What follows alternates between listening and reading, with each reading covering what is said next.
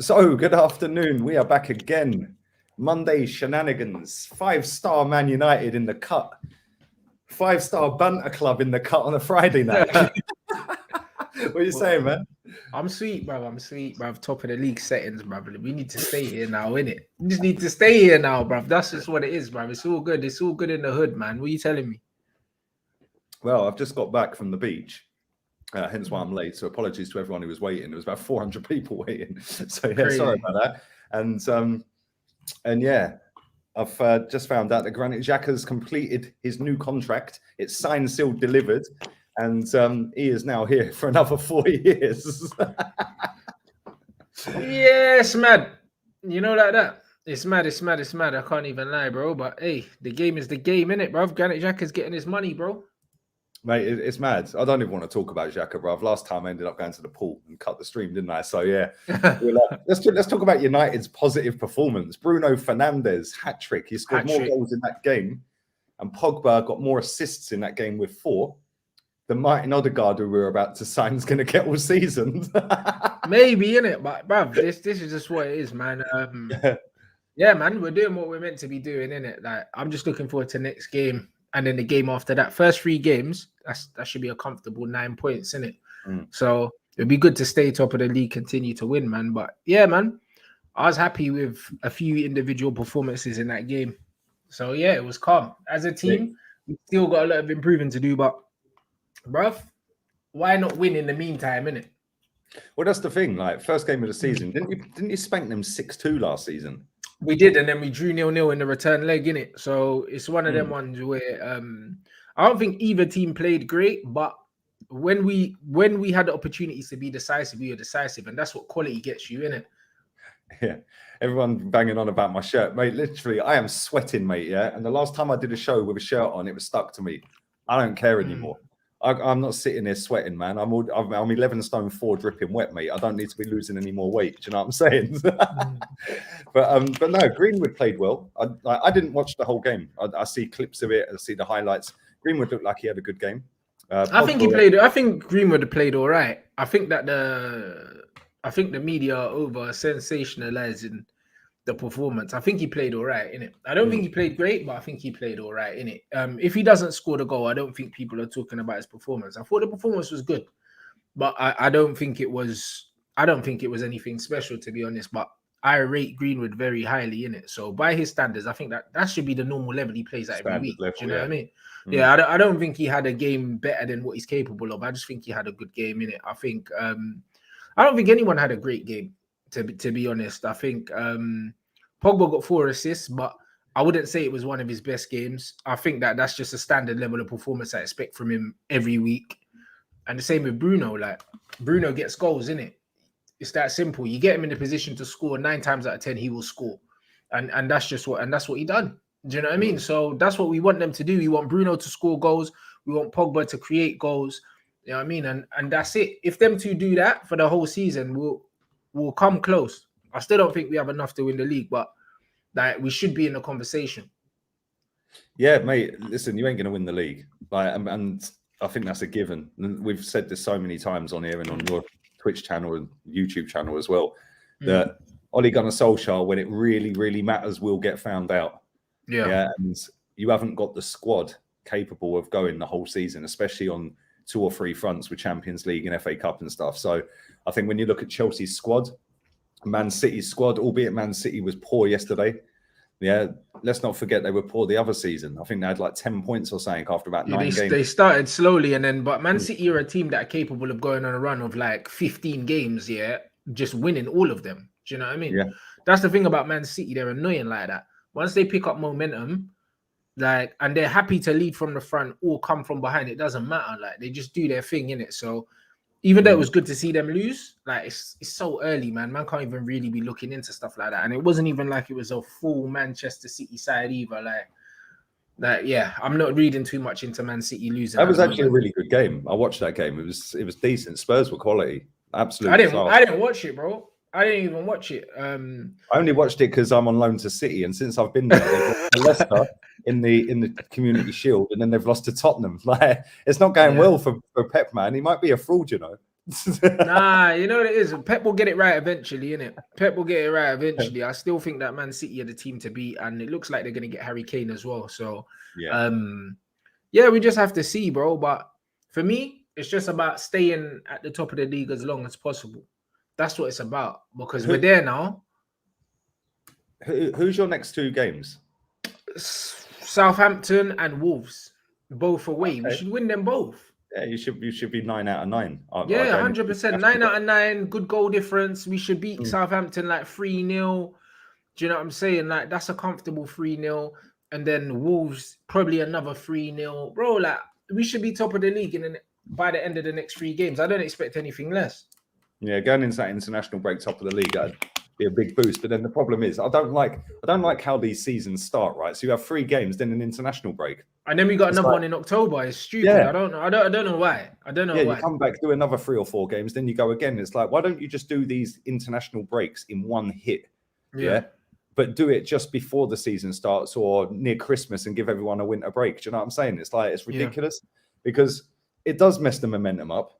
And teams that have not started great, like for example, Man City lost. Yeah, they might lose to the next 2 teams. So actually, they play Arsenal, so that's a win. But yeah, they might lose a couple of games, and that would be a perfect opportunity to have an international break. Whereas you might have had 3 out of 3, and it's the worst. You want to keep playing. Yeah, you just want to keep playing, innit? Momentum is important in football, whether it's in the game or in the league. And while you're winning, you just want to play every day, innit? So, yeah, man, it'd be interesting. But yeah, I expect us to win the next 2 games, and then I don't want an international break, but I just want to keep playing, innit? So accumulate as many points as possible before like our tough spell in October, November, because we got a horrible spell then, and we don't even know the Champions League groups. It could be even worse. Yeah, that's true. Yeah, that's drawn. When's that drawn? That is next month, isn't it? I assume so. It might even be the end of this month because the Champions League will start in September. Ooh, well then, yeah, maybe it's this month, bro. So yeah, man, I just want to keep playing games. I just want to keep playing games, man. Like the confidence is high, clearly amongst the players, in it. So just want to keep playing games. No, it did look like that. Like I said, I didn't watch your game, but from what I did see of your game, as soon as you went a couple of goals clear, yeah, that was like, it was just a walk in the park, man. I mean, they were shocking. And this is the thing, we've said this on it when you beat them 6-2. Like Bielsa's game, the way he plays is if you beat that press, you battered him. It's Jekyll and Hyde, innit, Leeds. It's like as either you see them, and you see the very best of them or the very worst of them, innit? Like it's like Leeds could turn up and be like unbelievable, or they can be shocking, innit? You never see them in between. It's either like they're really, really good or really, really bad. Luckily, we caught them on a day where they were really, really bad.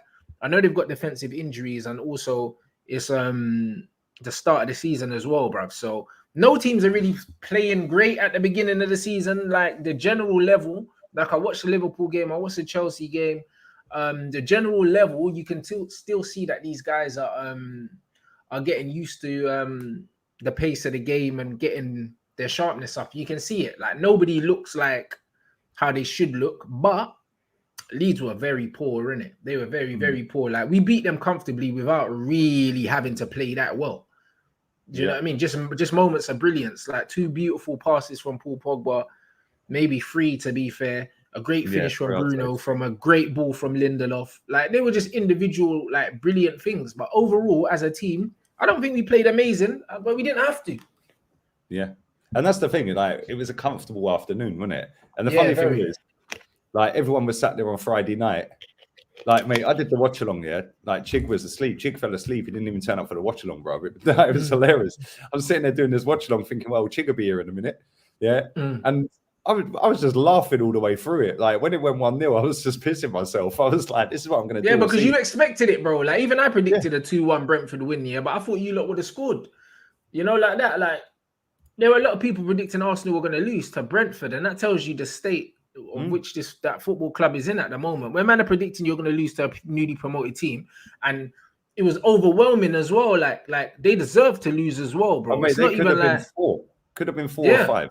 Yeah, bro, they deserve to lose. It wasn't even like Arsenal were unlucky. They deserve to lose, bro. Do you know what I mean? And when the overwhelming verdict was that Arsenal were going to lose the game before I'd even seen the team, come on, bro. That tells you everything you need to know about where Arsenal are at the moment. Paul I Merson can't said see it's how spot on. Arteta doesn't see Christmas. Well, let's hope not. Let's hope not. I think if we lose to Chelsea on Sunday, and then Man City the following Saturday early kickoff, nil point. I told you, bro, we're getting no points out of them 3 games. Bruv, Lukaku's rubbing his hands, mate. Oh, rubbing mate, his hands. The Seaside Mustafi, bro. What was he doing? Like, bro, literally. Yeah, but bruv, when you signed him, he had a 49% aerial duels win rate, bro. Like less than 50%. And then you put him up against fucking Ivan Toney, look like prime Didier Drogba, mate. He fucking did as well. But this is the thing. I've been telling everyone about Ivan Toney all summer, mate. Yeah. Like two very good friends of mine are really close friends with him. They go on holidays together and everything. I've never met him personally, but they're like 2 of my very good mates, but they're like besties with him, and they've been banging this drum for years and years about him when he was at Peterborough and stuff like that. And I was like, I didn't really pay much attention, but then when he went to Brentford, I was like, boy, this guy is looking all right. But people are sit there and say, oh, but it's in the Championship, mate. He got man of the match against us. He fucking bullied Marie and Ben White. He was brilliant at both ends of the pitch, man. Like he showed like proper leadership as well. Like he was just everywhere, bro. Like absolutely everywhere, man. Like I got a newfound respect from him after that game, because when you watch him, especially like if you don't watch them week in, week out, which I don't, and I've only seen him play probably a full 90 minutes, maybe 2 or 3 times, you don't actually understand his all-round game, how good it is. It's not he's not just a finisher, bro. Like he put some good crosses into the box, played a nice through ball, like a volleyed one. Like he's actually got good vision, like he's a good playmaker, and he's defending corners at the near post and that. Like he's actually an all-round proper player as well. Yeah, which is something that we don't have as strikers at our club. Yeah. He works his nuts off down them channels, right? But you know what I like about him the most is his movement. Yeah, he just ghosts into penalty boxes, mate. It's mad.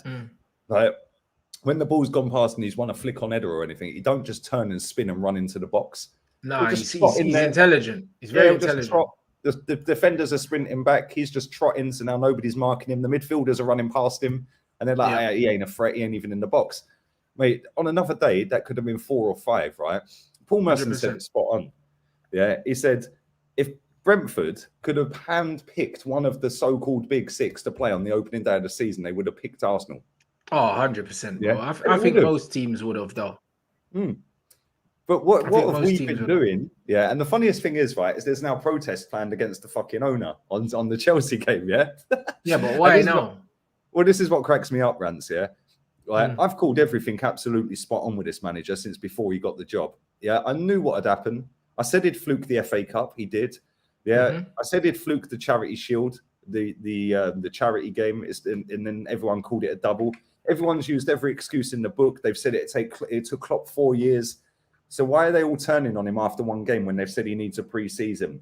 Give him the end. But this is the problem there with a lot of football fans. It's like when you're literally putting 2 and 2 together and getting 4, them man are calling you negative, but then all of a sudden, like they're so fickle with it. Do you know what I mean? After 1 game, all of a sudden it's Arteta out, bro. Like it should have been Arteta out ages ago. But this is what they're doing, right? This is what I've had him on strings, mate. All over the weekend, I've had him on strings. All the way through that watch along, I was like, why are you not trusting the process anymore? It took Klopp 4 years, mate. If you can't see it's a process, piss off to the Spurs. Like that's all I've had, mate. I've been using their words back on them all weekend. It's hilarious, man. That's actually hilarious, bro. Oh, it is, mate. I'm going to be such a prick with it all season. I don't care. Yeah, at the end of the day, right? People were telling me we were second since Christmas. Give him a pre-season. Give him till the end of the window to get his own players in. He needs his own players. Yeah. If you don't like it, go to Spurs. Oh, but it took Klopp 4 years. Oh, but he needs to get his own players. I'm tired of them kind of comparisons, man. It's like pathetic. It took Klopp 4 years and all of that. Like this, the same is made at my football club.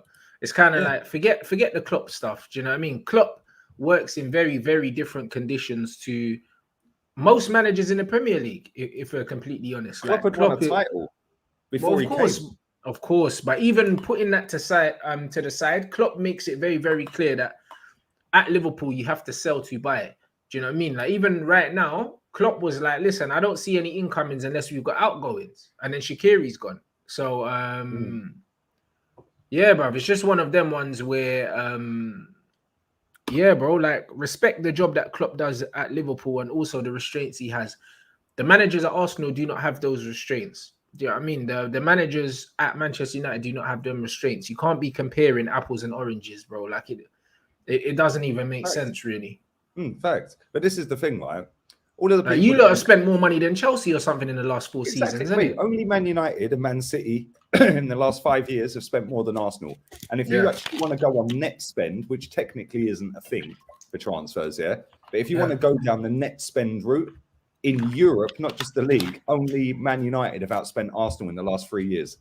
Yeah. So when people want to sit there and now dip their toe and say, "Oh, Arteta, oh, it's a disgrace," but what they'll do is, after cussing me for 2 years and anyone who's not on the process hype, what they've done is they've gone, "Oh, it's unacceptable," and then let's get a protest against the owner. But what we do is we're sneaking that protest. It's an Arteta and Edu out as well. Yeah. And it's like, why don't you just actually fucking say what you think? Why don't you just say the manager's shit? He's not good enough. I shouldn't have backed him, but I did it because it was fashionable. But now it's fashionable to go against. Yeah, I'm now Arteta out. Absolute idiots. They can't tell me nothing, mate. Yeah? This fan base is a disgrace. Yeah, 2 years I've had dogs abuse. Right. When we won the FA Cup, I could have easily said, "You know what? I got it wrong. Yeah, I'm Arteta in. I got it wrong. He's the man." But I didn't, because I didn't believe it. Yeah. And there's so many people that sit on these platforms that chat absolute bollocks, mate. I've had them fucking on toast all weekend, mate. Yeah, every time one of these idiots that's been cussing me or like ultra positive when I know they're chatting shit, I've just been quoting them, saying, "Trust the process, mate. It took Klopp 4 years. Second best defense since second in the league since Christmas." Use their words back on them. This protest on Sunday will probably turn into Arteta telling them all to fucking give the guard of honor to the Chelsea team bus because they're champions of Europe. Like, it's fucking ridiculous. Like, I'm absolutely sick to death at this fucking football club, mate. Yeah, and the thing is, I expected us to lose against Brentford, and that's why I just sat there and just laughed with it. Yeah, but the manner of the loss is horrendous, bro. Like, even me, I'm sitting there as a neutral thinking, how the hell are Arsenal trying to score goals and they took off their 2 strikers? Like, you're going for the win and you take off Balogun and Martinelli. And it's just like, bro, like, you have no strikers on the pitch and you're trying to win a football match. That does not make any sense whatsoever. You're bringing Reece Nelson on to try and get you back in the game. Like, it don't make no sense, bro. It's like he said, "You know what? Let me just make a substitution for the sake of it to look like I'm trying to fucking do something." The thing is, with the Martinelli sub, right? So when I see the starting 11, I was like, "Fucking hell, we might have a chance here." Yeah, and I probably shouldn't have done, but I just went, "Oh, fuck it." Now I've seen the starting 11, 2-1 Arsenal, right? But deep down, I probably didn't believe it. But I thought, no, I've seen that. That's exciting. Like, fucking Martinelli, Smith Rowe, Balogun. I thought, yeah, like Pepe. Like, people were on Pepe's case, and I get that because of the price tag and that, yeah. But let's be real, right? If a proper manager had that guy, he would be fucking insane. He's such a silky footballer at times, yeah. Like, Martinelli, I can understand why he got subbed, right? Because he's been told play left wing, right? He's not a left winger, he's a striker. Yeah, he's been told play left wing, right? So every time Tierney was getting down that left wing, he had no one down there because Martinelli had ghosted into the centre. Yeah, and then him and Balogun were kind of in each other's way. Yeah, but I mean, Tierney spammed more crosses into that box than I think De Bruyne's ever fucking spammed in a match, mate. It was just ridiculous. I think Tierney just kept going down the outside and just putting the ball into the box. Yeah, but there's no fucker in there because Balogun had pulled short. Martinelli was still trying to get in there, and it was just like, it was just a shambles. We created no big chances in that game against Brentford. Yeah, there you go. So you can't complain about losing the game like that. Nah, and that's the thing that winds me up with it. Is like, you know, that is the first game of the season. You know that it's at their ground. It's the first time they've been in the top flight for 70 years. Like, you know the crowd's going to be there. You know it's going to be hostile. Yeah. And you're just bowling around the football pitch like it's nothing. Then you've got Aubameyang and Lacazette that apparently are ill. Yeah, all right, mate, they're ill, yeah? Well, they ain't got COVID because otherwise it would have been on the fucking FA website. Yeah, that's what I'm thinking. I'm thinking the club could at least pretended they got COVID and they had to self-isolate or something. But it's just looking real scandalous right now because clearly there's something going on behind the scenes, bro. And then I saw rumors that the manager wants to sell both of them. Yeah, but do you know what, right? Like, I've seen a lot of different takes on this, yeah? Maybe they've done something they shouldn't have done.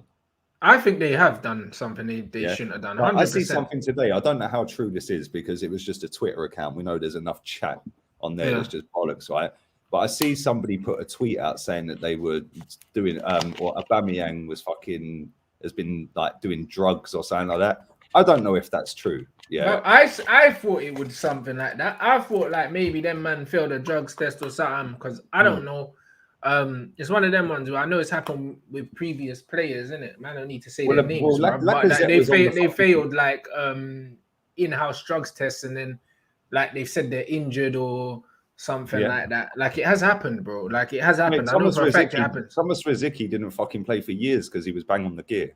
Like, you know, and that was, he lost his baby before he was born, yeah, and it fucking fucked his head up apparently. Like, so he just went on a wild one, man. Yeah, but the club covered that for years and years and years, and they've still never put it out and said that's the case. But there's so many reports saying it was. And it's like, I don't know whether that is true about Aubameyang, but I don't know. It could be true. It could be lies, bro. But one thing's for sure is that something happened, yeah, like, and the club are trying to cover it up. For sure.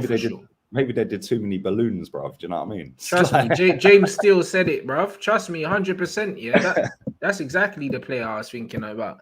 You know what I mean? So yeah, it's just one of them ones. At Arsenal, bro. Man like Jack, bro. Do you know what I'm saying? That was his thing, bro. And Arsenal covered up loads of failed drugs tests. We were saying man was injured and stuff like that, but he wasn't injured. So man, I know so many stories about him and Welbeck and how they used to go into the executive boxes when there was no one there and stuff. Like, I'm not going to fucking spill all the beans, but I know many stories. Yeah, they used to do enough madness in that football club, mate, in the executive boxes after dark. Yeah, but it's mad. But it wouldn't surprise me if that was the case and they have done something like that, because it's very convenient that both of them have now apparently fallen ill on the eve of the game, and they're both going to miss the game against Chelsea. Yeah, well, if it ain't COVID and they're not isolating, how have they? What have they got then? Because nobody's got any other illnesses other than fucking COVID in the last 2 years, mate. So, you know what I mean? So they're chatting shit. Yeah, it probably. And the thing is, they haven't even said what kind of illnesses. Their man ain't said there's a bug. They ain't said nothing. The man said ill. Ill could be anything. Like, what the fuck is ill, bro? Yeah, like I'm not buying that. Unfortunately, well, they're not fucking ill on the football pitch anymore, are they? Let's be real. Yeah, they used to be fucking decent. Now they're just like they look so disinterested. Like somebody said here, big up to my guy Trizzy. They had a bust up with Arteta. Well, it wouldn't surprise me. I've seen the stories. That's what I feel like. It's a down tools thing, you know. Well, Lacazette's in the last year of his contract, and he hasn't signed the offer that we offered him ages and ages ago. No clubs are coming for him. So he's got what, 10 months or whatever it is left of his contract. He can leave for nothing. So if I was him, I'd be saying fuck the process as well. Let's be real. Yeah. Like this guy, I know I'm not Lacazette's biggest fan, yeah, but when Arteta came in, he played him for 9 games or 10 games without a goal. Well, I think Lacazette's a good footballer. I'm not gonna lie, bro. Like, it's one of them ones where he's the easy scapegoat, innit? But bruv, like, he's a good footballer. Like, he is. Like, I've seen enough, bro. He's a good footballer. He's got good fundamentals. Fuck the output sometimes, because there's more to football than output sometimes, isn't it? Like, he's got good fundamentals. He works hard as well. And it's just one of them ones where, like, when it's not going for him, he's the easy scapegoat, bro. But I expect more from Aubameyang. Aubameyang is the guy that's made a career out of scoring loads of goals. When he's not scoring goals, he doesn't offer fuck all, bro. Fact. You know, like that. So, honestly, I'm looking at Aubameyang more than Lacazette, bro. Do you know what I mean? Like, I'm looking at Aubameyang more because I'm like, bro, if you're not giving me goals, what are you giving me? At least with Lacazette, I know what you're going to give me, innit? So, I think that the stick that Lacazette gets is unfair, bro. I'm not going to lie. But this is the thing, though, Rants, right? When Unai Emery was manager, them two had a combined output, goal contributions in that season, 71 goals. Yeah? And Emery still played Aubameyang off the left, but he gave him license to just, as soon as the ball goes up to Laka, you make sprints into the box. You can join in, yeah. Whereas this manager, he keeps him out on the left and says, when we lose the ball, you're at fucking left wing back. And it's like, what are you doing? And if you look at their output since this manager's been here, he's killed them both. Yeah, Lacazette under Unai Emery was our player of the season. Yeah, and Aubameyang won the Golden Boot. Like, and it's just fucking a madness how they've just both just gone whoosh straight down. And then like you just look at some of the decisions, not just in the game on Friday, but some of the decisions over this summer, like to give Granit Xhaka a new deal. I mean, what fucking planet are you on? Yeah, like, but honestly, it's coming like the owners are probably saying, you know what, there's no money. So it's either you lose him and get no one or you keep him.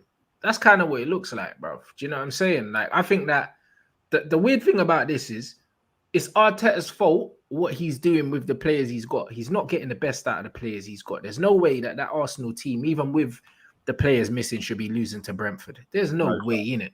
But then at the same time, like, look at the recruitment, bro, or lack of recruitment. Like, it's a joke, man. Like, even the amount of time it took to get Ben White over the line, bro. Like, you weren't fucking wrestling with no one for Ben White. You had a free run at him and it still took you long enough to sort that out, bro. Do you know what I mean? It's just like, bro, sort it out, man. The club's a shambles, bro. But that's the thing, that's just what it is. If we haven't got that much money, why have we gone and done £50 million on a centre-back that's never played in... I never knew this. Never played in a two. He's never played in a two, right? And we've loaned out Saliba because apparently he's limited and can't do certain things the manager wants, yeah? But then we go and play this geezer in a two for the first time in his fucking career. It's crazy. And then he cost 50 million as well, bro. And Leicester's signed Vestergaard for 15. Do you know what I mean? It's just like, for 40. Yeah, bro, it's just not making sense, innit? Like, Arsenal's recruitment. Like, what is your recruitment policy? That you don't have a policy. None of it makes sense. You signed Willian and fucking and David Luiz, bro. Like, what is your policy, bro? Like, what is actually your policy? Are you getting young players in? Or are you just signing old fucking pensioners? Like, what are you doing, bro? Like, what's the policy? The policy is just all over the place, bro. Like, the whole thing is policy. Bro, it's nonsensical, bro. If you finish in the top half of the table, I'll be surprised. Same. Not gonna lie. Before, I said, what did I say? 7th or something? Now, seeing how you started the season, can't see you finishing in the top half of the table. I think this could be your worst finish ever. It wouldn't surprise me. I've seen us finish 12th under George Graham, yeah? But I think that's the lowest I've seen Arsenal finish since I've been alive. Yeah, because you lot have never been relegated, innit? I swear. Yeah, never been relegated. I see us finish 12th under Graham. I think the following year, I might be wrong. I think the following year, was when we won the league. I might be wrong in saying that. Older people that have not had any Sylvester today will probably know. But yeah, it makes no sense, mate. We sold up since they've been here, right? Like, I look at some of the stuff they've done and I think, like, you signed Martinelli up to a new deal. Fantastic. But why don't you play him up front? This guy is still, to this day, most of his goals for this football club has come as a striker under Unai Emery. 2 years later, he scored fucking 7 goals in 2 years. He scored, no, less than that, 5 goals. He scored 5 goals in 2 years. He scored 7 under Unai Emery up front. Yeah, and it's like, you've then got rid of Martinez. So for all that good work you've done signing Saka, Smith Rowe, Martinelli, Tierney, players like that, you've then got rid of one of the best goalkeepers in the league. You've then got Rob Holding signed up to a new deal. You've signed Granit Xhaka to a new deal. You've offered Reece Nelson a fucking new deal this week. Yeah, and then you're going to loan him to Palace. The geezer's not good enough. You've let Joe Willock leave the football club when he's bagged more goals in 7 games than our entire midfield for 2 years. Yeah, but apparently we need an attacking midfielder that can score, but we've just let one go to Newcastle. Like, we've let Guendouzi go out. We've let Saliba go out. Bruv, they're balling at Marseille. They're balling. There you go. And then you let Martinez go, and now you're buying a fucking goalkeeper. Like, the whole thing's mad, innit? Like, your whole thing is mad. I can't even lie. Can you see why I get stressed? Bruv, I can see it. You know, like that, bro. My problems are nowhere near your problems, bro. Like, honestly, bro, I'm just enjoying this season, bro, because being an Arsenal fan must be the worst gig in the world. I can't even lie.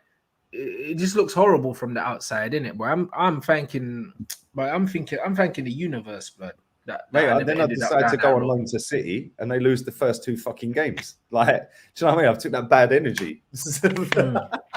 Yeah. But at least PSG's process worked, mate. They were 3-0 up in 20 minutes the other day. Do you know what I mean? Yeah.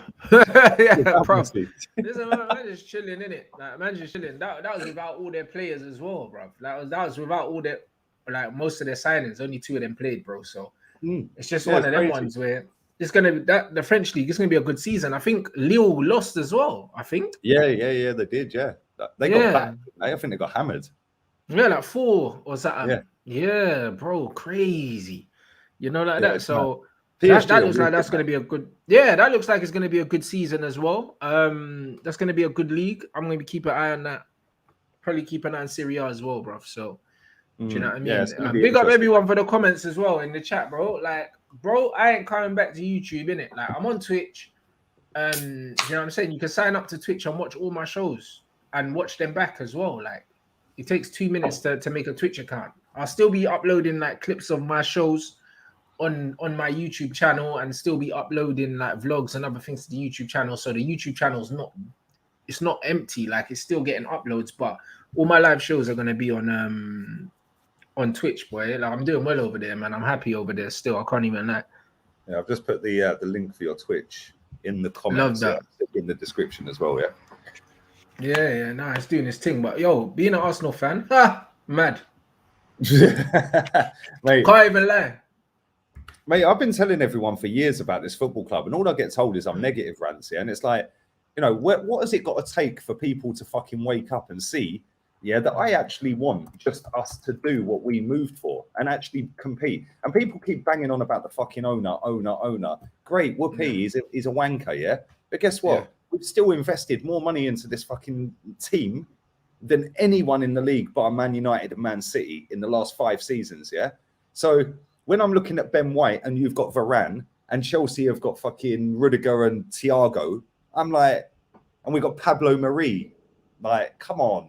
Yeah, then I'm looking at the strikers some of these clubs have got, and we're sitting there with Aubameyang who couldn't hit a barn door and couldn't care less anymore, Lacazette who fucking just don't want to be here either by the looks of it. And then I'm looking at other clubs like Chelsea going and signing Lukaku for 100 mil. By the time Tammy's official, I don't even know if it is official, they'll have a net spend of £2 million this summer. Yeah, Tammy's going to what, Roma or something? I think he don't trust the process, and he's an Arsenal fan. Yeah, 40 million euros. Yeah, and they're saying that he kind of favoured a move. He favoured staying in London, but obviously you lot couldn't sell him. You man couldn't sell him anything, so he's gone to Roma, bro. Like, he's gone to Jose, innit? Do you know what it is, Rants? Yeah, like, he did want to stay in London and he did want to come to us. Yeah, I believe that. Like, I'm not deluded to think that he didn't want to come and play for us around the corner from where he lives. Yeah, like, he didn't want to go and play at Roma under Jose, but Chelsea doing what Chelsea do best is saying, listen, if you want to leave this fucking football club this summer, mate, yeah, you ain't going to Arsenal. You're going where we tell you to go out of the 2 clubs that have come in for you. We'll let you go. We'll sell you for a little bit cheaper, yeah, to Roma than to come here. But we want a buyback clause because eventually we could have you back. But if you go to Arsenal, we ain't ever going to think about having you back. Yeah. Yeah. And all of a sudden he's gone, fuck it, I'm going to Roma. Yeah. And that's the difference. Chelsea act big. They tell their players where they're going. They sell them for big money. Yeah. I mean, come on. How the fuck did they get 5 million for fucking Victor Moses, bruv? Crazy, innit? I didn't even know he still played for Chelsea. Yeah, me neither. Like, he's been there 9 years. They've just got fucking £8 million less than what they paid for him. 9 years later, after loaning him out every year and getting the loan fee, they've probably made profit. Yeah. Come on. Yeah. Like, it's just fucking embarrassing. And like, we're sitting there and our fans are trying to convince themselves that Martin Odegaard is the answer. Well, if he is, what's the fucking question?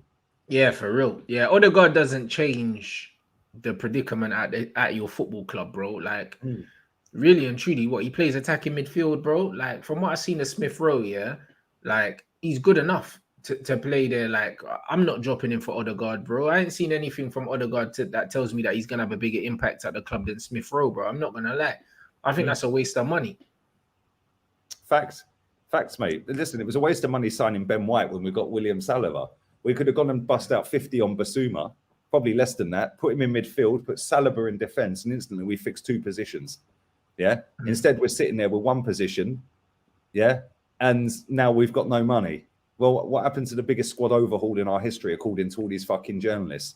Like, we've just signed Granit Xhaka up, and the same journalist who was crying to Fabrizio Romano, yeah, Chris Wheatley, crying like a bitch, going, "Oh, you stole my story," yeah, and then it never went through because he never went to Roma, has now tweeted, "Xhaka deal done," yeah. Oh, and that means Arsenal probably won't sign another CM. But this is the same guy who a couple of weeks back was tweeting it's going to be the biggest overhaul in Arsenal's history, biggest squad overhaul.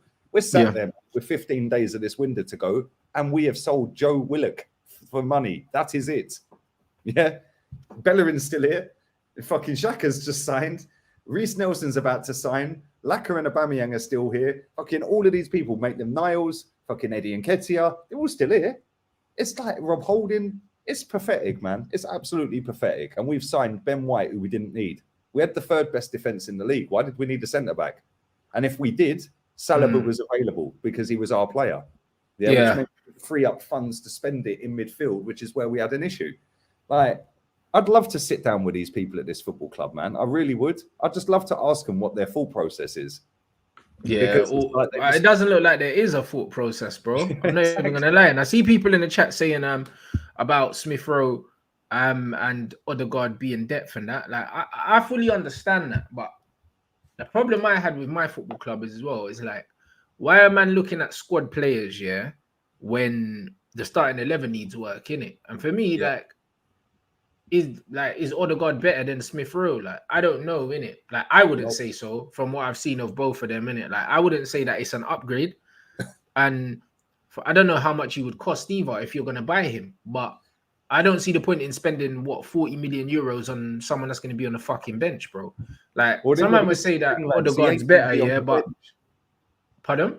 He ain't going to be on the bench. We're going to do a loan fee on him, pay his wages for the season. Oh, what is it? Another loan again?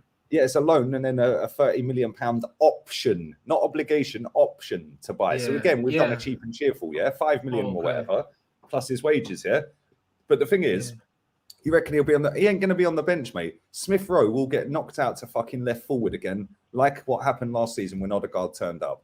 Yeah. And for me, he ain't good enough for Premier League football, let alone Arsenal. Yeah. Odegaard, how old is he? 22. He's 22. Man, are saying that he's a good prospect and that, but bruv, so is Smith Rowe, fam. I'm not spending 40 million euros or whatever he's gonna cost in the end, on a fucking good prospect. I've already got a good prospect here. You just gave him the number 10. Yeah. Do you know what I mean? And he's English, so you're gonna bring in another prospect, bro. You need to either bring in someone that's gonna come in and make a difference right now, like a Maddison, or pick another position, bro. What's the point in having two prospects in the same position? And that's the thing, Rance, Like, people can bang on about he's a great prospect, right? He signed for Real Madrid 7 years ago, and in 7 years he's played 11 fucking times. Yeah. How long before you say this prospect is flopping? Yeah, because he ain't any good. I've seen him play 20 odd games for Arsenal last season, and he was good in about 3 of them. 2 of them he scored. Other than that, he did fuck all in most of the games. Yeah, literally nothing. West Ham, he done really well, played really well that night. Tottenham, I think he bagged in that game. It was good that day. And then some Europa League shitty team, Other than that, he was shit in pretty much every single game. I would rather see Smith Rowe there and spend the money somewhere else. But it's just like, our fans will be happy with that. I've been telling everyone all summer, don't think we're getting Maddison. We're signing Odegaard on loan for another year, mate. Yeah? Oh, you're so negative. But again, if you're gonna get Odegaard on loan for another year, why is it taking this long to get him in, bro? Like, the season's fucking started already. He was at the club. Do you know what I mean? As far as I remember, like, Odegaard, he did. He played in the Euros, didn't he? And then but surely he was at your team already. While he was at the Euros, why couldn't they renegotiate the fucking fee? And just say, hello, Florentino Perez. Yeah, cool. Martin Odegaard, can you get him on the next private jet over? We'll send you the money now. Yeah, how much was it again? 3 mil for the loan. We'll cover his wages, bruv. Get the contracts done. We'll fax them over, mate. Yeah, cheers. It takes fucking 2 minutes, mate. Instead, we have wasted 10 and a half, 11 weeks of this window, poncing around, signing Ben. Norway didn't qualify. So that's what I mean. So he didn't even play in the Euros. That means you had even more time. There you go. So that's a joke. And the thing is, people keep telling me how much of a great player he is. Big up to everyone who's put a super chat in as well. If I haven't read them, I have pinned them, I appreciate that. But everyone keeps telling me how much of a great prospect this Odegaard is, yeah? Right? And his ceiling's really high. Based on what? Based on what? This is a guy who can't based on the hype from when he was 16 years old. Don't get me wrong. I think he's a decent player, but I don't think decent is what Arsenal need, innit, bro? I don't think decent is what Arsenal need, man. Like legit. Like I think that's some joke thing. It doesn't make no sense, innit? Like I don't believe in having two prospects in the same position. It makes no sense. It's just like with Man United, yeah. Man are getting linked with Kieran Trippier at right back. It makes sense because like while Wan-Bissaka has got potential or whatever, even though I don't rate him very highly, yeah, Trippier's made now, like you know what you're gonna get now. Like he's 29, 30 now. It makes sense. If you're gonna bring in someone in that position, yeah, and you've already got Smith Rowe, bring in someone that's 27. Or bring in someone like Maddison that's proven, you know what you're gonna get. But what's the point in bringing in another guy that could be a really good player? Like this could be shit. Bruv, you man ain't finishing in the top half of the table. This could be shit, bruv. Like the whole teams could be, bruv. Like, or they're just not good. Mate, it's mad to me. I already know this. I've been saying 10th all summer.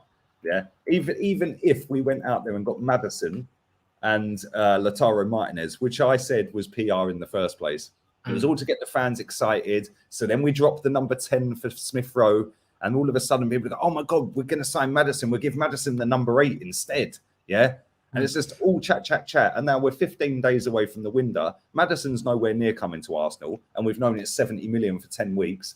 Right. But Lautaro Martinez, we've got more chance of fucking getting Emi Martinez back than signing Lautaro Martinez. Yeah. Let's be real here. Right. And now we're sitting here and we'll get rid of a couple of these little squad players. Kolasinac will have his contract terminated. And everyone will go, oh, it was a 10 out of 10 window or an 8 out of 10. People were sitting there last summer giving it 8 out of 10, Brazilian Revolution and all that bollocks, yeah? We're in the league with this manager, yeah? Like, we battered up Fulham on the first day. And Willian, oh, what a player. Like, do you know what I mean? Yeah, and then we got rid of Ozil, Mustafi, Kolasinac on loan, and Socrates in the January window. And there was people out there giving it 11 out of 10. Well, if we've had an 8 and an 11 out of 10 in 2 windows, why the fuck did we finish 8th then? Yeah, that's some joke thing, bro. If you had an 8 and 11 out of 10, then what did fucking PSG have? Yeah, and if that's the case, why are you all protesting against the owner again on Sunday? Because he's done his job. He gave you an 8 out of 10 and an 11 out of 10. Yeah? So why are you protesting? Surely that's now on the manager because he's given the manager the tools, yeah? Because you've rated him 8 out of 10 for the transfer window, yeah? Which is now the owner, yeah? These people are backwards, man. Our fans are so retarded. It's mad. Like, seriously, mate. Like, I just have to sit there and laugh. I'm going to laugh my bollocks off all season. In fact, you know what? I actually hope he stays. Yeah, just so they can suffer all season for all the bollocks they've said for 2 years. Yeah, it'd just be hilarious. I'm going to be sitting there. I had the popcorn out the other night. I was watching the game rants here with popcorn, just going, yeah, trust the process. Trust the process. Yeah, it's mad. I'm just going to be you, man, right now. I'm doing it all actually season. Mad for you, man, right now. I can't even lie to you, my bro. Like, it is proper mad for you right now, bro. But what can you do, innit? It's like, if you care too much, you're stressed out. If you don't care, then man say you don't care, bro. It's just like, can't win, fam. Like, you literally can't win, bro. That's the game right now, bro. No, I mean, but the man them that abuse you will never come around and say, oh, you know what? You saw it early. You were right. Nah, that's never coming, bro. You know, it's never coming. So, like, it is what it is. You man are suffering, bro. Like, you man are proper suffering, bro. At least I got Varane and Pogba and them, man, and Bruno and them, man, bro. Like, I'm all right. Like, we're all right around here. You know, like that. Mate, the amount of people that have gone on loan is mad. bro, listen, I get it. Listen, I've missed a couple of super chats here. And for some reason, YouTube will not let me go back and read them. Yeah, it won't let me do it. It says that I don't have super chat facility available, which makes no sense to me. Yeah. So if I have missed them, I do totally apologize. The chat's been going nuts. There's 1,700 people watching this. So smash the like up first and foremost. Apologies. Victor Liang, I've missed you as well. I can see yours. It ain't popped off my screen yet. Says, big up Rants and Manchester United won. Conte in after the Chelsea game. Hope you're doing well, Lee. I am. Thank you, man. Appreciate the love as always. Make sure you subscribe to Rants' channel. The link is in the title, blue hyperlink. And make sure you follow his Twitch as well. It's in the description. Also, make sure you follow my vlog channel. That's been popping recently, man. Big up the last 2 vlogs. Yeah, man. Considering the size of the channel. So yeah, thank you very much, man. I think the one last night's on about 4 or 5k views. So that's decent. So we've only got what, 5k, and the one before is on about 9k views, man. So yeah, I'm enjoying doing the vlog. So if you lot can hurry up and get me to 60k on that channel, I'm kicking this channel off. I hear you.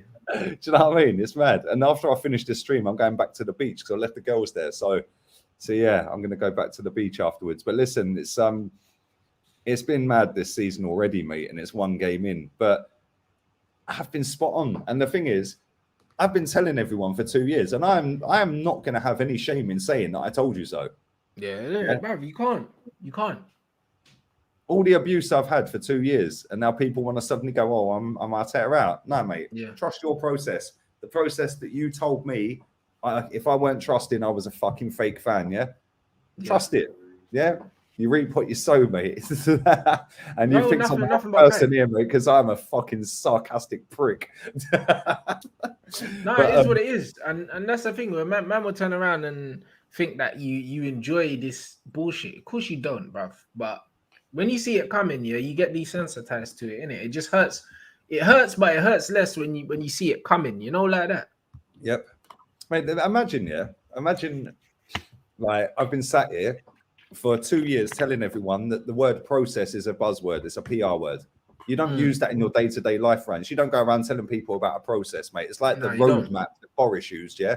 Come on. Yeah, non-negotiable. That little fucker started bringing that one back out this week, last week, yeah? Oh, this is non-negotiable. Well, that's disappeared from the first week he came here, yeah? Then you've got structure, culture, yeah, fucking all that bollocks. You don't use these words on a day-to-day basis. They're very clever marketing words, yeah, to manipulate you into thinking something's bigger and better than what it actually is or is going to be, yeah?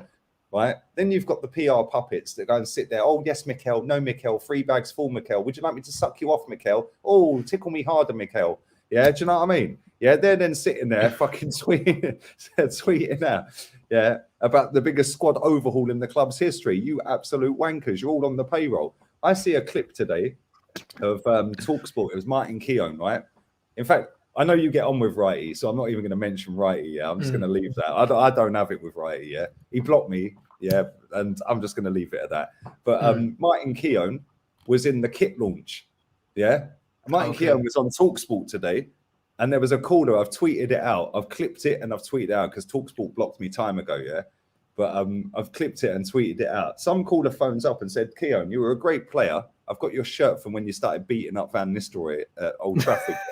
Right? He goes, "But what I won't tolerate is you sitting there protecting this football club, telling everyone to lower their standards. Yeah, and it's part of a process and this and that. We grew up on you being a winner and our club being winners. So why should we?" And he goes, "And I blame Wenger for lying through his teeth to move us to that stadium and blah, blah, blah." Yeah, Keown was waffling. He goes, "I'm not going to publicly out the football club and blah, blah, blah." Well, what, you don't want to publicly out the club because you're on the payroll?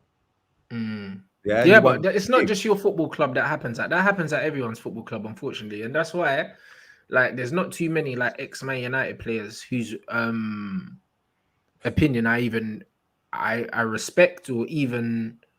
You get me? I just don't even acknowledge it, bruv. Because I know most of these men are just trying to keep the door open for a bit of money in their back pocket from the football club if they're not already getting it. Do you know what I mean? Like, I know that already, bro. Like, I know how the game's played. I've seen it. So, like, I completely understand why you'd be disappointed. But you have to realize that a lot of these players, yeah, like, bruv, the club is a source of income for them, innit? It was a job when they were players. As much as some people idolized them and saw them as heroes, it was a job to them.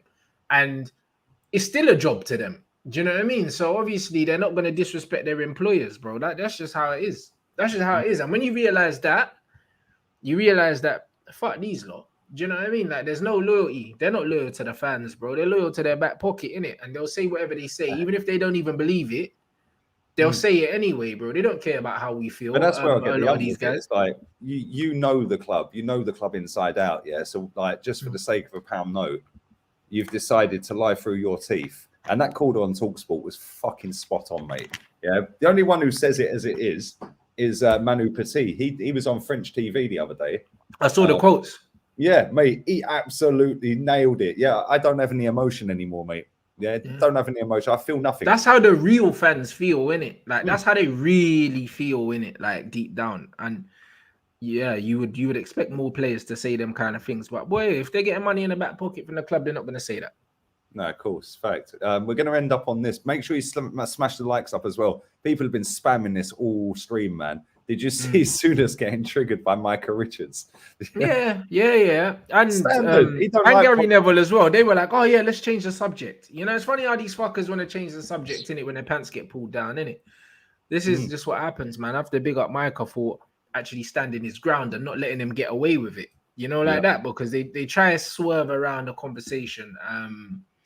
And he didn't allow them in it, so I respect that. Even though you could see that they kept trying to edge away, bro. And that's why representation's important, because the amount of time I see Pogba get disrespected, yeah, like week in, week out, yeah, by these pundits, yeah, that couldn't even lace his boots, innit? And you know what's funny, yeah?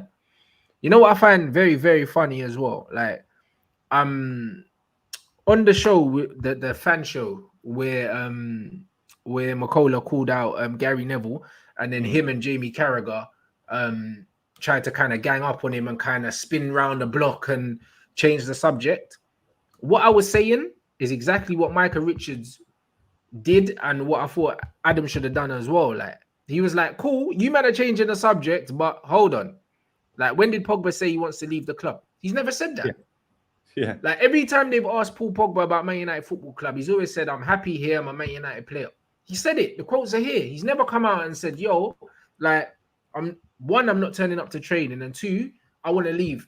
No, I'm not happy here. He's never said that. Do you know what I mean? Like, Harry Kane's gone on Sky Sports and said, like, literally, he said, I want to leave. This is how much money. If they bring in this amount of money, hopefully the chairman lets me leave. I want to go somewhere else. Pogba's never said that. He's saying, oh, but his agent said that. Bro, so what? Do you know what I mean? Then be pissed at Pogba's agent. Why are you blaming Pogba for his agent saying? That don't make no sense. You know what I mean? That's like if like a player's wife comes out and says, oh, why aren't you playing my husband XYZ? So what are you going to do? Get mad at a footballer because his wife's pissed off he's not playing? That don't make no sense. If the brother doesn't disrespect you directly, yeah, why do you have a problem with him? You have a problem with him because your actual problem with Pogba has nothing to do with you just don't like him. So just say that. Yeah. Because that's the same management, yeah, that manages Erling Haaland, yeah, and he's been pimping this guy out for the last 2 seasons. The geezer just signed for Borussia Dortmund, I think, start of last season. And this guy was already fucking auctioning him out to other football teams, yeah? Been around the European fucking tour in fucking COVID times. And no one got mad at Erling Haaland, yeah, because Mino was out here pimping him out to Barcelona and all these other clubs. Man went to fucking Bayern Munich. Do you know what I mean? Man went Chelsea. And nobody's ever turned around and said that Haaland's got a bad attitude or this, that, and the other. Bro, the agenda against Pogba is toxic and it's blatant, bro. It's blatant. And everyone that's real knows why it is. Do you know what I mean? So, like, I'm tired of these men pretending why they don't know why they did it. But Souness, Neville, Carragher, all these men, yeah, them man are all on the same Kool-Aid, bro. That's what them man are on the same bullshit. They're all sipping the same bullshit. That's just what it is. Souness has never liked him, man. And I know there's that little meme that does the rounds and all that, yeah. But literally every time I like Souness as a pundit in terms of his Arsenal stuff, yeah. Like he's nailed it on Arsenal for about 7-8 years, yeah. But when I do listen to him and he's talking about United, you can actively see smoke coming out of his ears when Pogba's mentioned, mate. It's fucking hilarious, bro. He's fuming, bro. And you know what it is? You know what I don't like? These men disrespect Paul Pogba, yeah. Like on Sky TV on a weekly basis, they always try and discredit him. The geezer got 4 fucking assists. My man said that's what you expect from £100 million player. He didn't cost £100 million. And also, Grealish cost £100 million. He didn't get 4 assists. They fucking lost. So where was your criticism of Jack Grealish? You know, like that. These men are full of shit, bro. You know what I mean? And that's just all it is. And that is why, yeah, You get people like me that get pissed off of seeing this shit all the time, and then you get other fans trying to turn it into a versus this player versus this player. It should never be like that at our football club. But it's one of them ones where people are always looking for sticks to beat Pogba with. Yeah. Do you know what I'm saying? That they want to beat him with this unprofessional stick. This, he's always dancing around. He don't score goals. He don't do this. He don't do that. His stats for Man United are better than his stats for Juventus. That all of these sticks, they're always trying to find a new stick to beat Pogba with, bro. And then when Bruno came in, they were using Bruno as a stick to beat Pogba with instead of just appreciating the two very different players. Do you know what I mean? And that's where all these stupid comparisons come from, bro. Man are always trying to beat Pogba with something. What has Pogba done to you, man? Do you know what I'm saying? He's a religious guy. He minds his own business. He's got his family. He's not out partying. He's not drinking. He's not doing anything fucked. He turns up to training. When he's on holiday, he's still training. Like, he's bruv. And then even the manager comes out and says he's a good guy. He never gives anyone problems. Everyone loves him in the dressing room. But yet everyone still hates the guy, bro. Like, it don't make no sense. It's because he's got a fucking colour in his hair and does a dab and a little dance when he scores, bruv. Like, yeah, but so what, bro? Yeah, but that's like, why they get on them. Phil Foden dyed his hair and everyone was celebrating. So why can't he dye his fucking hair? Young English fucking...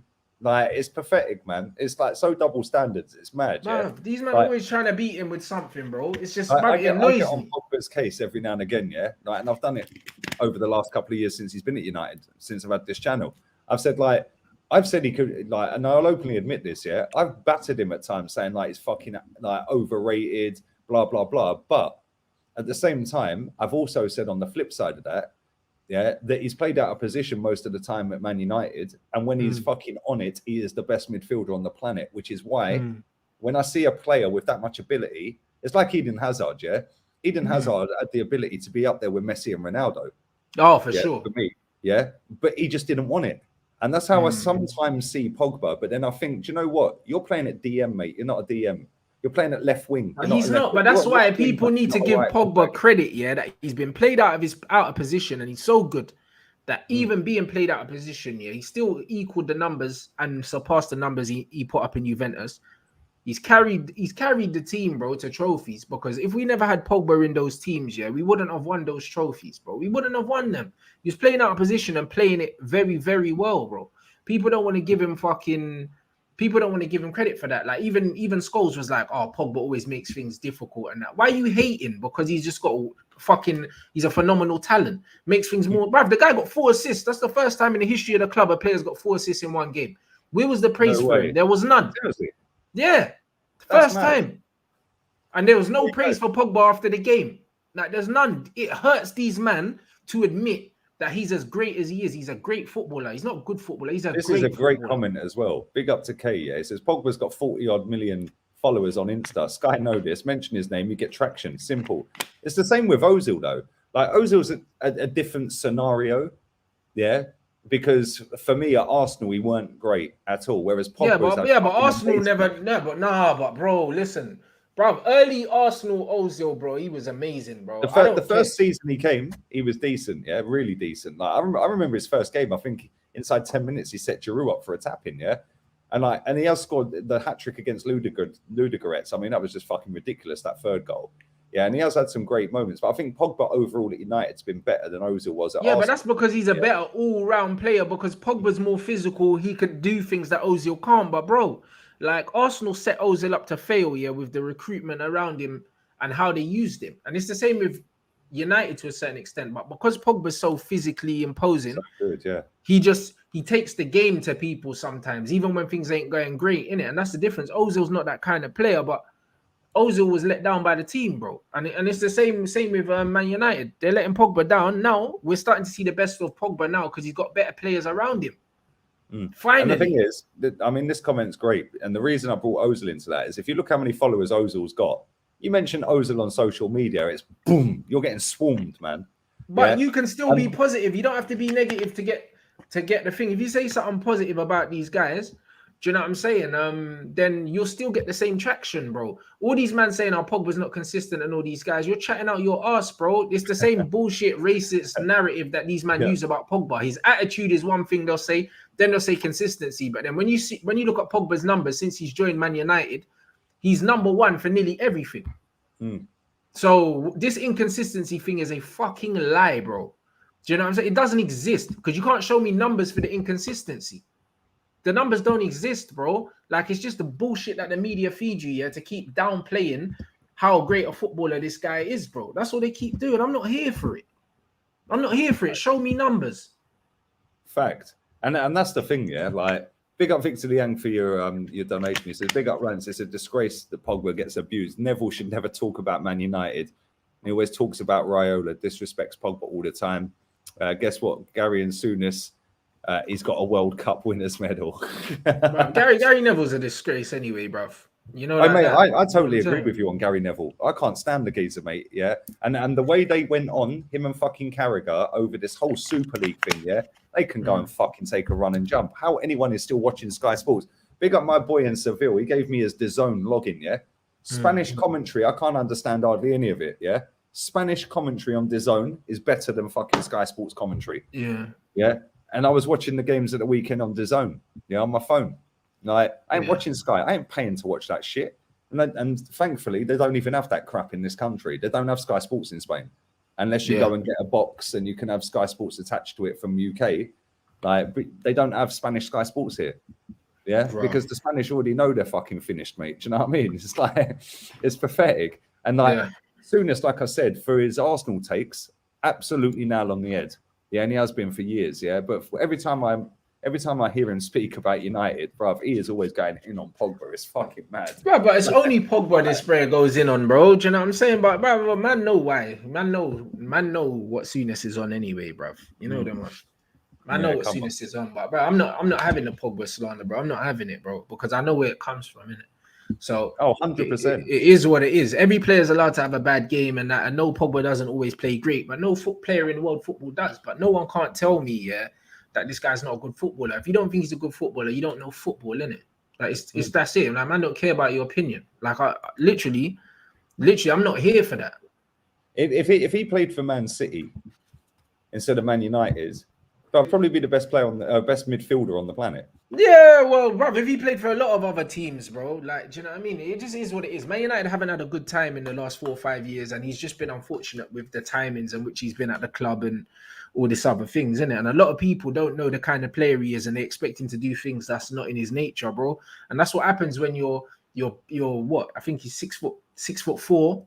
You're big and you're black, bro. So people expect you to be fucking Yaya Toure, innit? And he's not that. Yeah. So. Yeah, do you know what I mean? So, but this is what it is. So, but this is the thing. Pogba's got more tech than fucking Yaya Toure, bro. Yeah, way more, but that's more than Yaya Toure.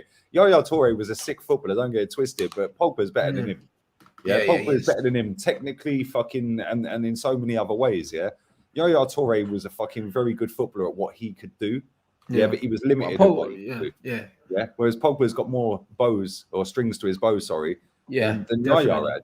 If you put them both in the same team, it'd probably be a joke. But also, you would see how different they are if they was in the same team. Yeah, exactly. Do you know what I'm saying? But that's what I mean. They will always get compared because they're both big, black, and African, innit, bro? That's how society sees man, innit? That's just how it is, innit? Like, if you're big and black, bro, you have to play like this. You have to be physical. Same with Lukaku as well. Everyone wants Lukaku to play like fucking Drogba, bro. Lukaku plays like a small man in a big man's body, innit? That's why when Jose wanted Lukaku to back into players and hold the ball up and shit, like, bro, Lukaku ain't got a touch for that, bro. He can't play like Giroud, bro. Like, he can't. Like, Giroud's just better than him at bringing people into the game. Lukaku's good at scoring goals, bro. That's all he is a goal scorer. If Lukaku was 5'10", all of a sudden, the way he played, no one would expect him to do other things. No, because of his build, everyone expects him to fucking be an absolute brute. And do you know what I mean? Like, nah, that's just not what he is. And that's just what it is. That's true. And that's the thing. Like, what you just said about he's big, he's tall, he's he's black. Yeah, and everyone thinks straight away, oh, he's going to be physical. Yeah, mate, it don't 100%. Work like that, man. It don't work like that. It's like, just because you're big and you're tall doesn't mean you're a physical guy. Yeah, like, at the end of the day, we've said it for years, man. Even when he was at Man United, you were like, yo, this guy's fucking shit, yeah? But you get him in on goal, he'll bag for fun. Bruv, he'll score goals, bruv. But guess what? Peter Crouch was like, what, 6'7"? No one expected him to be physical because he was a skinny run, innit? Peter Crouch is built like me. Bruv, he's built like a shoelace, fam. Do you know what I mean? And that's what it is.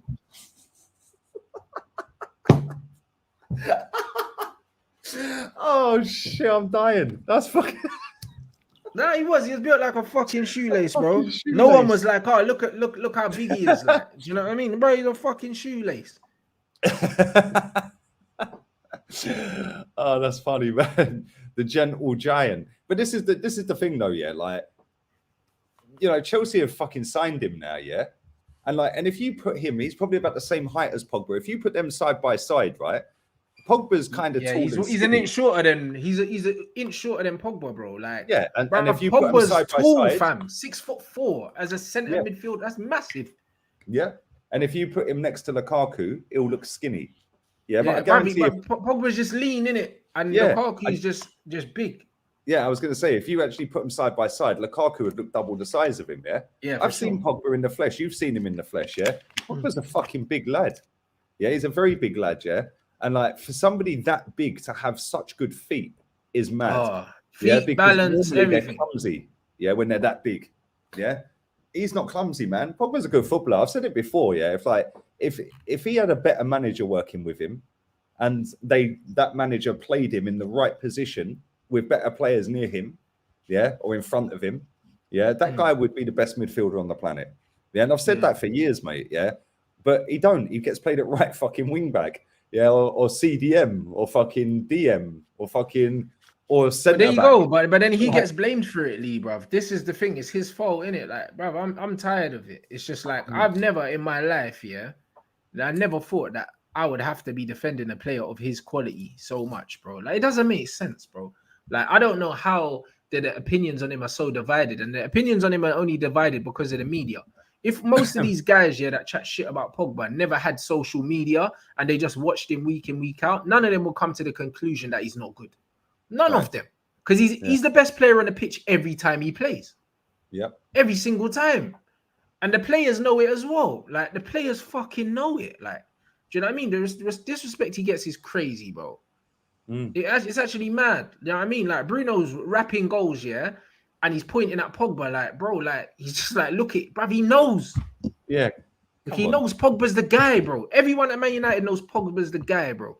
And then we've got stupid fan base arguments about different players and that, bro. Like, the players know who the guys are, bro. You know, like that. Like, it is what it is. Fact, I remember watching an interview with, I think it was Thierry Henry. No, it was Bergkamp. It was Bergkamp. I'm lying. Yeah, it was Bergkamp, and he said, yeah, they asked him. It's on Arsenal YouTube channel, and they said to him, like, what was it like playing with like Henry, Vieira? He goes, every time Vieira got the ball, I knew to make a run. He goes, because I knew that guy was so talented, yeah, that he would find me. Then when I watched the Thierry Henry one, he said every time Vieira got the ball, I made the run because I knew Bergkamp was getting it, and I knew Bergkamp. And then it was coming to me. Yeah, he goes, that three of us. He goes, Bergkamp knew Vieira would get the ball to him. Yeah, Vieira knew where we'd be, and then Bergkamp knew where I'd be, and bang, it's a goal. He goes, and you could have that with Pogba, but you just need to play him in the same position every fucking week, mate. Like, if you play him in that position and do what you did the other day, that guy will smash a fucking Premier League record. If Pogba plays in that position that he played last game off the left-hand side drifting in, if he plays in that position for the rest of the season, expect record numbers from him. He'll break the Premier League assist record. Goals and assists, expect record numbers. Expect it. This comment but the fact is, he won't. The league analyst. Yeah, I'm going to change my name. I'm going to change just call me Shoelace from now on, bruv. Like, do you know what I'm saying? Yeah.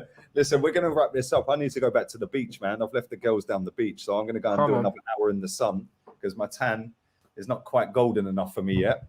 So I'm going to go and get myself back down there.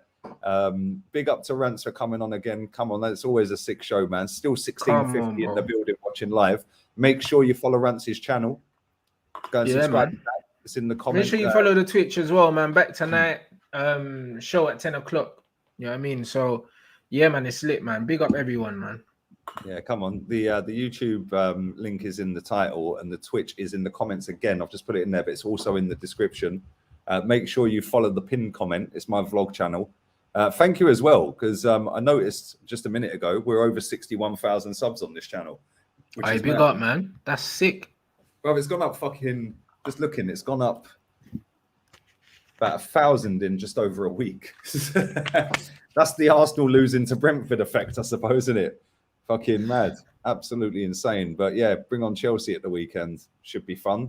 At least I've got some more chilled days with the little one and her mum until they go back to England. So they're going back Wednesday, and then I get a bit of fucking peace and quiet, and my bank balance can fucking start repairing itself. Mate, I've spent so much money since they got it. It's a joke. I have, mate. I've got to stop. I'm spending money like it's nothing. So yeah, big up to everyone, man.